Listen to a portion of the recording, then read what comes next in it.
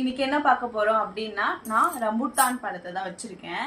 அதாவது இது வந்து பாத்தீங்கன்னா மலேசியால இருக்கிற பழம் தான் இது. அங்கதான் இது நிறைய கிடைக்கும். ஸோ இப்போ நம்ம இடத்துலயும் கிடைக்குது இது.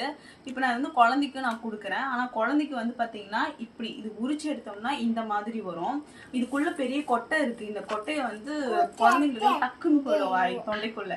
ஸோ அதனால நம்ம பார்த்து கொடுக்கணும் நிதானமா.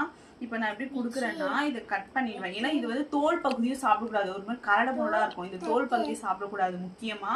அப்புறம் கொட்டையும் சாப்பிடக்கூடாது. இது மேல பாத்தீங்கன்னா இந்த லிச்சி பழம் பாத்திருக்கீங்கல்ல, அந்த மாதிரி இருக்கும். ஒரு மாதிரி நுங்கு வகை மாதிரி இருக்கும். நுங்கு எப்படி இருக்குமோ அதே மாதிரிதான் இருக்கும், நீர்ச்சத்து மாதிரி. இது வந்து பாத்தீங்கன்னா எல்லா விட்டமினும் வைட்டமின்களும் எல்லாமே இருக்கு இதுல, புரதச்சத்துக்கள் இருந்து.